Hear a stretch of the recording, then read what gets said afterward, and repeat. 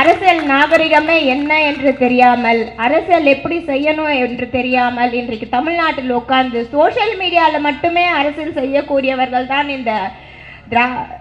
இந்த தற்கூரி கூட்டங்கள் என்று சொல்லலாம். இன்றைக்கு பார்த்தீங்கன்னா விர்ச்சுவல் வாரியர்ஸ் அப்படின்னு சொல்கிறாங்க. அவர் முதலமைச்சர் அவர்கள் வந்து பேசும்போது சொல்கிறாங்க, விர்ச்சுவல் வாரியர்ஸ் தான் எங்களுக்கு எல்லாமே அப்படின்னு சொல்லிட்டு.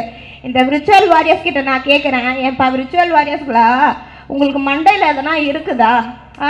ஒரு கண்டென்ட் போடுறீங்க, போடுற கண்டென்ட்டு எது உண்மை, எது பொய், எது போடணும், எது எல்லாம் கிடையாது.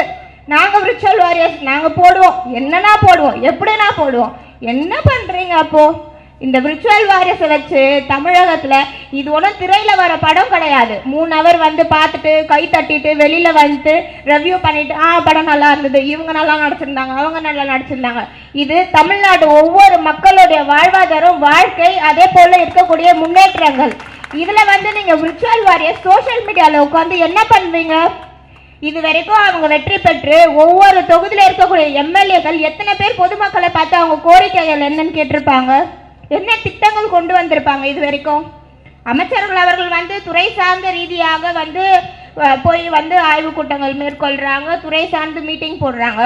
அது தாண்டி நீங்கள் ஒரு கட்சி அமைப்பு சார்பாக பொதுமக்களை எந்த இடத்துல பார்த்துருக்கீங்க? பொதுமக்கள் கிட்ட எந்த இடத்துல பேசியிருக்கீங்க? அவங்க கோரிக்கைகள் என்னன்னு கேட்டிருக்கீங்க? ஆட்சி அமைக்கிறதுக்கு முன்னாடி திமுக இந்த மாதிரி பண்ணிட்டாங்க, நாங்கள் அப்படி இருக்க மாட்டோம், நாங்கள் இந்த மாதிரி இருப்போம், நாங்கள் நேரடியாக வந்து களத்தை பணியாற்றுவோம். எந்த இடத்துல நீங்கள் இது வரைக்கும் நீங்கள் களத்தில் பணியாற்றி இந்த திட்டங்கள் வந்து ஒரு சின்ன ஒரு பம்பு சொல்லுங்கள், எங்களுக்கு வந்து இந்த இடத்துல பொதுமக்கள் வந்து பம்பு கேட்டாங்க, நாங்கள் வந்து துறை சார்பாக வந்து இந்த இடத்துல பொதுமக்களுக்கு பம்பு போட்டு கொடுத்தோம் அப்படின்னு. அதுவே இன்னும் எதுவே பண்ணல.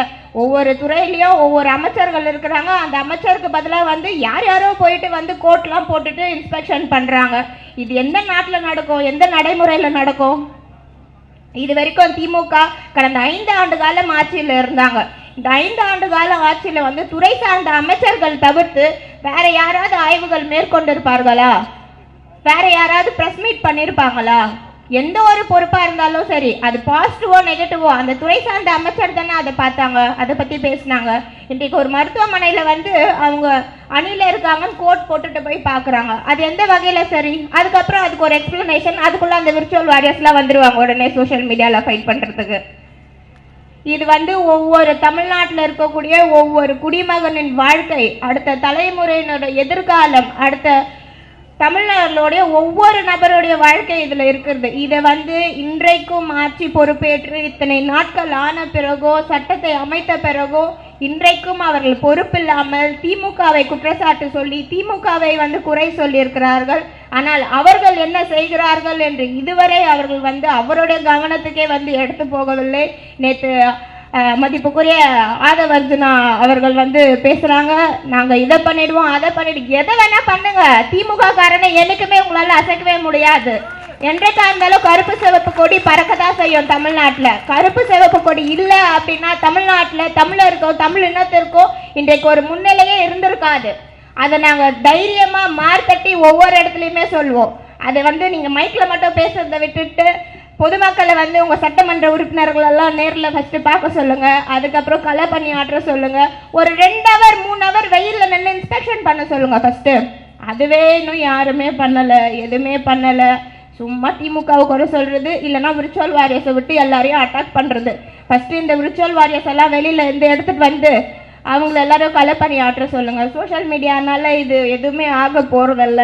நம்ம பொதுமக்களும் வந்து நிறைய பார்க்குறீங்க, இன்ஸ்டாகிராமு, ஃபேஸ்புக்கு, ட்விட்டரு, இதுலேயும் நிறைய பேர் வந்து நிறைய ஃபாலோ பண்ணுறீங்க, போஸ்ட் போடுறீங்க, இது எல்லாமே ஓகே. அட்லாஸ்ட் என்ன நம்மளுக்கு முக்கியமானது? பொதுமக்களோட நலமும், பொதுமக்களோட பாதுகாப்பும், பொதுமக்களோட முன்னேற்றமும், இது 3 தான் நம்மளுக்கு ரொம்ப முக்கியம். இந்த 3மே வந்து இது வரைக்கும் இன்றைக்கு ஆட்சி அமைத்திருக்கக்கூடியவர்கள் எந்த ஒரு முன்னெடுப்பும் எடுக்கவில்லை என்பதுதான் நிதர்சனமான உண்மை. பிளே ஸ்டோர் மற்றும் ஆப் ஸ்டோரில் இருந்து பாலிமர் செயலியை QR கோடு மூலம் பதிவிறக்கம் செய்யுங்கள். செய்திகளை உடனுக்குடன் பெறுங்கள்.